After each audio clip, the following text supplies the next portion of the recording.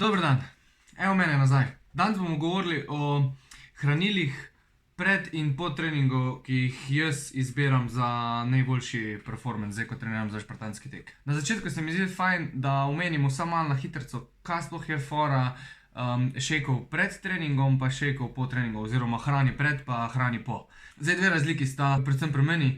Pred treningom jaz lažje jem, kot pa po treningu, zato po treningu bolj posegam po šejkih, zaradi tega, ker je tudi prebavni trakt malo manj prekrvljen, ker je pač večina krvi je šla v mišice, zaradi tega, ker pač tam rabimo kri, in pol tudi ekstrakcija hranil iz hrane ni tako učinkovita, kot pa naprimer iz nekih šejkov, oziroma iz določenih hranil. To je glavna razlika, zakaj jaz v bistvu pred treningom jem, po treningu pa pijem hrano za najboljšo regeneracijo oziroma podporo treningu. Ok, zdaj pa, kaj je pomembno pri workoutu oziroma pri obroku ali pa napitku pred treningom? Prvo je odvisno, oziroma prvo je pomembno, zakaj bomo trenirali, kak tip treninga bo, ali bo to bolj trening za moč, ali bo to bolj trening vzdržljivosti, ali bo trening vzdržljivosti v moči, se pravi kombinacija.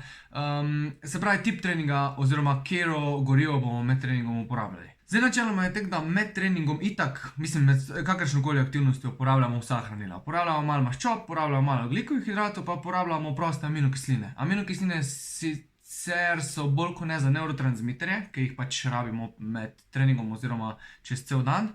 Pa tudi malo zaščitijo, naprimer, če smo v fasted stanju, se pravi, da se pustimo pa gremo na trening, aminokisline lahko zaščitijo mišice pred razpadom oziroma da telo ne bo razgrajalo mišic. Tako da načeloma, vse pač kurimo med vsakim tipom treninga. Je pa zdaj odvisno, če pogledamo, maratonca, ko laufa na 70% svojih zmožnosti, 42 km, bo večino svojega treninga oziroma večino svoje tekme porabilo ogljikove hidrate.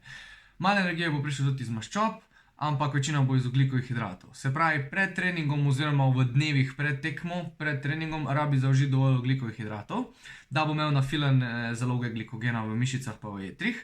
To je za približno 2 uri oziroma dobre 2 uri, če je telo natrenirano, lahko mi porabljamo zaloge, ki jih telo ima v telesu. Se pravi, po 2 urah cca nam tiste zalog zmanjka in pol so geli, so zaloge iz maščob, pa so pač mišice. Se pravi, zato je vzdržljivostni šport tako pomembno, da se tudi vmes suplementiramo. Ampak danes ne bomo govorili o tem, danes bomo govorili samo pred pa po. Pri treningu za moč pa naprimer je dosti, če pojem maščobe pa beljakovine, naprimer, jajce, sir, čaj, jajce, sir, kava, nekaj takega pred treningom, zaradi tega, ker če je dosti pavze vmes, trening ne bo toliko glikolitičen. Se pravi, ne bomo uporabljali toliko ogljikovih hidratov, kot pa bi pri neki vzdržljivosti v moči oziroma vzdržljivosti za maraton. In načeloma tam ni nujno, da jemo hidrate prej, ker jih niti ne rabimo, plus tega imamo pa skoraj ziher neke zaloge v mišicah, ki se lahko bolj sprostijo kot glukoza in se pač porablja. Ok, zdaj pa moj pre-workout oziroma obrok pred treningom je vedno, ko se tiče, še posebej zdaj, ko treniram za špartanski tek, ko je večina treningov bolj na vzdržljivost v moči oziroma neka vzdržljivost, se pravi tek, mora biti sestavljen, oziroma tudi manj paše, da je sestavljen iz vseh hranil. Se pravi, in beljakovine, in ogljikovih hidrati, in maščobe. Zdaj, večina kalorij ima iz ogljikovih hidratov, zaradi tega, ker pač nisem prilagojen na ketone, oziroma nisem na ketonski dieti in pač moje telo ne zna tako učinkovito kuriti maščob oziroma ketonskih teles, ko pa ogljikove hidrate. Sem pa vsaj mislim, da imam dobro metabolno fleksibilnost, kar pomeni, da v danih trenutkih, ko je potrebno kuriti maščobe, moje telo pač s tem zna malo bolj učinkovito delovati, kot pa en človek, ko pač ni metabolno fleksibilen. Zato je tudi metabolna fleksibilnost ful pomembna. Ok, moj pre-workout. Se pravi, moj pre-workout sestavljajo ogljikovi hidrati so banane, granatna jabolka, čokolino, medicinske gobe. To je od ogljikovih hidratov. Sicer medicinske gobe niti niso, to so bolj vitamini pa minerali, da načeloma jih ne rabim šteti zraven ogljikovih hidratov. Pol imam vire maščob, so brazilski oreščki, mandlji pa kokosov čips. Imam pa v bistvu še malo vir beljakovin, so itak beljakovine, se pravi whey proteini, sirotkine beljakovine, pa mleko, toliko da lahko jaz to skozi zmešam.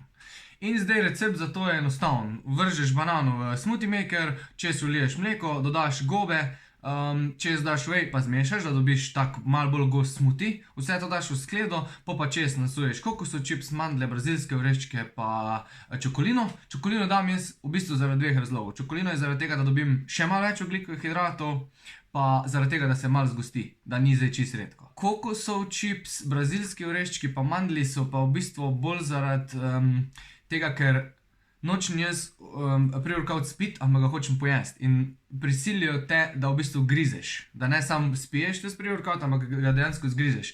In včasih, ko so nam bice, mame, kdorkoli rekli 22krat pregrizni, preda pogoltneš, to je v bistvu ful pomembno, zaradi tega, ker dejansko večkrat, ko pregrizneš, več hranil bo lahko telo dobilo iz teste hrane, zaradi tega, ker imamo že v ustih, naprimer, ene encime, in se, naprimer, ogljikovi hidrati se začnejo že v ustih prebavljati, ne samo v želodcu. In če boš ti tu v redu razgrizal in boš prebavil že tu, boš veliko več hranil, pač malo več hranil boš lahko dobil iz tiste hrane, ko jo poješ. Plus tega, da je fajn, da če lepo počasi ješ pa grizeš, si v parasimpatetičnem stanju, medtem ko grizeš. Se pravi, v stanju, ko se telo počuti varno in je v bistvu v stanju, ko lahko hranila prebavi tako, je treba. Če pa smo mi skozi v nekem živčnem stanju, se pravi, hitro pojemo, hitro gremo, telo niti tistih hranil, ko jih vnesemo v telo, ne bo prebavilo tako učinkovito, kot bi jih pa lahko.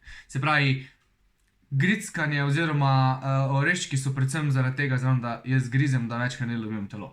Ok, zdaj pa, zakaj je sploh taka kombinacija? Zdaj prvo gremo na brazilske oreščke. Brazilske oreščki so v bistvu, ne vem, če ne najbolj največjo koncentracijo selenja imajo od vseh hranil, ko jih jaz trenutno jem, oziroma poznam, da so te pač dostopne, da jih lahko dobimo. V bistvu en brazilski orešček ima 175% vrednost selenja, ko ga moramo pač mi zaužiti, oziroma količino selenja, ko ga moramo mi na dan zaužiti. Je bila naprimer tudi raziskava narejena, ko so brazilske oreščke uporabljali kot suplementacijo za selen pri ljudeh, ki so imeli nižje količine selena, in so ugotovili, da dejansko dva brazilska oreščka na dan sta dejansko dvignala nivoje selenja na raven zdravih ljudi. Teda se lahko za to uporablja. Potem imajo naprimer brazilski oreščki tudi selen, sem že omenil, ki pa v kombinaciji z eno fitokemikalijo, ki jo vsebuje selen in se reče, ki jo vsebuje brazilski oreščki in se reče elagična kislina, dejansko učinkujeta protivnetno na možgane in izboljšujeta performance pri ljudeh, ki imajo neka vnetja v možganih, kar ni več tako malo ljudi. Predvsem športniki tudi imajo vnetja v možganih, zaradi tega, ker se pač preterajo. Tako da pač to vzamem kot neko preventivo, da se bi mi to zgodilo, ne bom zdaj rekel, da pač mi izboljšuje kognitivne sposobnosti, samo poslabša mi jih ziher ne. Vsebujejo pa tudi lepe količine fosfora, lepe količine mangana, pa vitamina E. Vitamin E je pa v bistvu najmočnejši antioksidant, skoraj, ko ga lahko vnesemo v telo, ki ni naš notranji antioksidant, kot je naprimer glukagon. Pa še fora je, da dobimo prave oziroma cel spektr vitaminov E, ne samo izoliranih, tako jih dobimo v dodatkih, ki se lahko bolj predozira. Pri brazilskih oreščkih oziroma nasploh pri naravni hrani oziroma nekemu neprehranskemu dodatku so ti vitamini E bolj v kompletu. Pol so mandlji so v bistvu bolj kot ne zaradi količine, da pač malo dodam kalorije, ker imajo pač maščobe, imajo tudi lepo aminokislinsko sestavo, pa vsebujejo tudi kar veliko vitamina E. Ko sem tako že prej omenil pri brazilskih oreščkih, mogoče sem pozabil še to povedati, da se dejansko antioksidanti, pač vitamin E, določeni vitamini E se vgradijo v celico in tam služijo kot zaščita pred oksidativnim stresom, ki se pa dogaja pač itak skozi, pri športu še pa bolj. Teda dejansko lahko zaščitimo svoje celice z vnosom mandljev. Potem imamo še pa kokos. Kokos pa načeloma deluje isto kot oreščki, se pravi grizenje. Je pa ena stvar, ko je še sicer vsi se bojijo, kokos ima 90-95% nasičenih maščob, kaj pa zdaj vnos nasičenih maščob je slab. Prvo kot prvo, vnos nasičenih maščob ni tako slab, kot določeni mediji oziroma kdorkoli piše. Ok, res je, da ne smemo zdaj pretiravati z vnosom nasičenih maščob, ampak pozabijo pa povedati, da kokos ima večino nasičenih maščob, ima MCT maščobe. To so srednje verižne maščobne kisline. In srednje verižne maščobne kisline lahko telo dejansko uporabi takoj za uporabo kot v nekih celičnih procesih, kot tvorbo energije, isto kot cuker. Se pravi, pri cukru je isto problem vnos, da ni prevelik, ampak MCT maščobe, ki so v olju, delujejo malo drugače, kot pa če bi mi pojedli maslo, ko ima pa nasičene maščobe, ki jih telo ne more uporabljati kot energijo takoj. MCT maščobe, se pravi srednjeverižne maščobne kisline, telo lahko uporabi.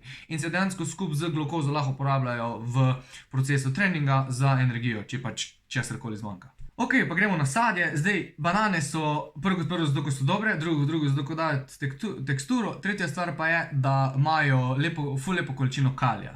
In zdaj, kalij pa banane so dejansko povezane, oziroma kalij pa banane pa krči so dejansko povezane in banane lahko dejansko pomagajo pri tem, da nas krči ne bojo primili. Zaradi tega, ker je glavni vzrok za krče je, da v celicah imamo natrij pa kalij, ki je v zunanjem, natrij je noter, kalij je zunaj. Mislim, da sem to prav povedal. Ta dva okolja celice skozi morata imeti električno napetost. In to se dogaja tako, da natrij prihaja ven, kalij nazaj, natrij ven, kalij nazaj. In ko se to ne dogaja več, se pravi, ko je neka koncentracija premala, da je pač nasičena celica z natrijem, pa je zunaj premalo kalija, da se ne morata več, lahko pride do krčev. Se pravi, dejansko banane lahko pomagajo pri krčenju mišic oziroma pri delovanju natrij-kalijeve črpalke v celicah. Potem imamo še pa granatno jabolko pa uporabljam predvsem zaradi tega, ker sem videl ene par študij, sicer niso zdaj študije na ne vem koliko tisoč ljudeh, ampak dejansko deluje isto, če ne še boljš kot ekstrakt divje češnje. Ziher je bolj dober kot ekstrakt divje češnje, ali sok od granatnega jabolka, ali pa kot zraven za jesti. Pospeši oziroma izboljša pretok krvi do mišic. Se pravi, kaj pa to pač pomaga? Dejansko več krvi, ko pride do mišic, več hranil lahko mišica med treningom dobi. In s tem dejansko izboljšaš delovanje mišic med treningom, ko poješ granatno jabolko. Ok, za na koncu pa še gobe. Gobe so pa v bistvu, jaz uporabljam reishi, uporabljam cordyceps, pa uporabljam maitake. A ja, pa še lion's mane. Lion's mane je predvsem zaradi tega, ker zaščiti mielinske ovojnice oziroma celo obnavlja. Če so poškodovane, lahko obnavlja. Bom delil tudi link od spod, kjer podrobno razložim, zakaj jaz naročujem katere gobe. Da ne bom zdaj tule šel, ko sem že tako predolg, da lahko še povem, kaj po treningu jem. Ampak v glavnem, ja, lion's mane za zaščito mielinskih ovojnic, pa da delajo živčni impulzi bolj. Se pravi, bolj ko se bojo vžigale sinapse, lepš bojo oziroma bolj kvalitetni bojo signali od možganov do mišic, kaj ne delajo. Potem imamo cordyceps. Cordyceps mi je v bistvu iz vidika športnega performansa še najbolj všeč, zaradi tega, ker so raziskave pokazale, da poveča zaloge ATP-ja v telesu. Ampak ne povečamo jih s tem, ko mi vnesemo cordyceps v telo, da bi pač tam zraven dobili ATP, ampak dejansko cordyceps pripravi telo, da dela več ATP-ja. Se pravi, dejansko posredno poveča zaloge ATP-ja. ATP je itak univerzalno gorivo in ga rabimo za krčenje miozinskih pa aktinskih vlaken, kar se dogaja pri čisto vsaki aktivnosti, tudi ko dihamo, tudi ko pijemo vodo, karkoli, se pravi ATP rabimo nujno. Mi je bilo pa tudi zanimivo, da poveča ne glede na to, a jemljemo vsak dan, se pravi kronično za ne vem kako dolgo časa, ali pa da jemljemo akutno, se pravi sam pred težjim treningom, ko hočemo imeti zaloge ATP-ja večje. Pol imam reishi dodam zaradi tega, ker v bistvu so raziskave pokazale, da dejansko spreminja genetski zapis v belih krvničkah in jih naredi bolj učinkovite. Bele krvničke so pač v bistvu glavne celice našega imunskega sistema in ubijajo neke bakterije, ko pridejo v naše telo. Zdaj pa pri športnikih oziroma pri ljudeh, ki so aktivni, se pa zaradi tega, ker mi s treningom oziroma z nekim procesom trenažnim damo stres na telo, imunski sistem malo pade, zato ker mora pač mišice popravljati, ne? In te smo bolj dovzetni za bakterijo, za virus, za karkoli, da pridejo v naše telo in pač zbolimo. In pač z gobo oziroma z reishijom se pač lahko zavaruješ, da je imunski sistem malo močnejši. Pol so še pa maitake gobe, maitake pa ne vplivajo samo na bele krvničke, ampak dejansko na celotni imunski sistem, zaradi tega, ker vsebujejo ful veliko količino beta-glukanov, ki pa dejansko učinkujejo na celoten spekter, na celotni imunski sistem, na bele krvničke, na celice objavke, na vse. Se pravi, spet kot ena preventiva, da je imunski sistem malo močnejši med trenažnim procesom, ko je težek za telo. Ok, to je bil pre-workout, pa čist mal osnov, zakaj je sploh potrebna neka količina hidrata, pa kdaj maščobe. Pa itak sem full dog, tako da bom probal zdaj po treningu shake za regeneracijo čim prej pojati. Ok, zdaj po treningu je pa malo bolj zakomplicirano. Jaz malo bolj zakompliciram. Ni treba tako narediti, ampak to delam jaz, pa bom tudi povedal zakaj. Po treningu direkt, zanj smo že razčistili, kaj je odprto okno, pa kaj je anabolno okno, oziroma okno priložnosti ali pa anabolno okno. Zdaj, jaz lahko izkoriščam okno priložnosti, oziroma odprto okno, zaradi tega, ker rabim, da se mi nafila glikogen. Ne izkoriščam pa anabolnega okna, ker nima smisla, ker pač so raziskave pokazale, da ni pomembno, kdaj po treningu ješ, da preprečiš oziroma vključiš anabolizem mišic. Katabolizem preprečiš, anabolizem vključiš. Jaz se zdaj po treningu iz vidika nevrotransmiterjev, ne iz vidika mišic, da bi mi kaj skurilo, zaradi tega, ker če sem pred treningom jedel, pa če imam kolikor toliko zrihtano prehrano, mislim, da imam aminokislinski bazen, ko je v telesu dosti poln, da zaščiti mišice med telesom, plus tega, da sem pa itak vnesel beljakovine pred treningom in ne bi smelo priti do kurjenja mišic med tudi ful visoko intenzivnim treningom, ko pač traja 2 uri pa pokurim, ne vem, tam 900 do 1000 kalorij, ne. Mislim, da ne bi smelo priti do kurjenja mišic, ampak zaradi nevrotransmiterjev oziroma zaradi obnove nevrotransmiterjev, ki jih porabim pol čez dan, ko imam stranke, da normalno funkcioniram, da se ne spraznijo preveč, vzamem esencialne aminokisline. 10 do 15 minut po treningu, ko se hidriram. Na prvem mestu je hidracija, pol so pa esencialne aminokisline. Zdaj, esencialne aminokisline, ne govorimo o BCA aminokislinah, ker to so samo 3 esencialne, leucin, izoleucin pa valin, to nam nič ne koristi, nič, to je samo pač dejansko cukrana voda oziroma voda z okusom. Jaz govorim o esencialnih aminokislinah, ko so pa malo dražje, ampak dejansko vsebujejo vse esencialne aminokisline, ko jih telo rabi, da lahko mišice zgradi oziroma mišice zaščiti oziroma obnovi nevrotransmiterje, kot so dopamin, serotonin, acetilholin, GABA. To so ta glavni 4. No, po teh 15, se pravi, hidriram, spijem po 10 minutah 15 esencialne aminokisline in pol v roku 5 do 10 minut spijem regeneracijski šejk. Regeneracijski šejk je pa sestavljen iz ogljikovih hidratov in beljakovin, pa čim manj maščob. Zakaj čim manj maščob? Ne zaradi tega, ko bi se jih bali, ampak zaradi tega, ker upočasnijo absorpcijo. Zdaj, to spet ni, da če boš pa pojedel maščobe zraven, pa se ti nič ne bo absorbiralo, ampak če hočem izkoristiti vsak procent ogljikovih hidratov, da se mi nafila v mišice, pol hočem vsak procent maščobe, ko jo lahko zmanjšam. In sestavljen je iz pol litra čokoladnega mleka, kjer dobim 55 gramov ogljikovih hidratov, iz 20 do 30 gramov whey, sirotkinih beljakovin, zato da dobim lepo količino beljakovin v telo. Pol pa jaz dodam zaradi tega, ker pač nočem spiti zdaj liter mleka na trening, ker imam 2 treninga na dan, bi spil pol 2 litra mleka na dan, kar mi ne paše nekot, dodam maltodekstrin in fruktozo. Zdaj pa, če si maltodekstrin in fruktozo, to sta ogljikova hidrata. Maltodekstrin in fruktozo si lahko predstavljate tak. Maltodekstrin povzroči ful hiter pa ful močen prerastek inzulina v krvi. Oziroma inzulina, da telo sprosti zaradi tega, ker vrže glukozo gor. Se pravi, mi zaužijemo, tule imamo raven sladkorja. Mi zaužijemo maltodekstrin in gre cukor gor takle, pa zdrži 5 do 10 minut in pol pade takoj dol nazaj. Zdaj pa mi nočemo, da pade cukor dol nazaj, ko ga pač inzulin regulira, zaradi tega, ker dlje cajta, ko je inzulin dvigen, več hranil bo šlo v mišice. Zato pa pol pride na drugo mesto fruktoza. Fruktoza pa poskrbi, da ko se cukor dvigne, pol drži nekaj časa, pol pa počasi pade. Se pravi, kombinacija maltodekstrina in fruktoze povzroči, da je inzulin dvigen malo dlje cajta, beljakovine ga itak še dodatno lahko dvignejo in lahko celo služijo kot ogljikovi hidrati, se pravi, skozi proces glukoneogeneza se spremenijo v glukozo, ki se lahko pol nafila v glikogen v mišice. Res je, da ne bi rabo te komplicirati, ker se v 8 urah lahko refila glikogen nazaj z normalno prehrano, brez kakršnega koli takega šejka, ampak res je tudi, da imam 2 treninga na dan, pa da pokurim 4500 kalorij in da je 2500 približno, ne, 2500 skoraj iz ogljikovih hidratov na dan, ko imam res težek trening, pa da je res za vzdržljivost na moči. In moram res poskrbeti, ker nočem, da bi si izpraznil glikogen v mišicah. To je pa to, se pravi, v bistvu šejk je sestavljen iz beljakovin, sirotkinih, čokoladnega mleka in pol za dodatek ogljikovih hidratov dodam še maltodekstrin pa fruktozo. Jaz sicer dodajam še kolostrum.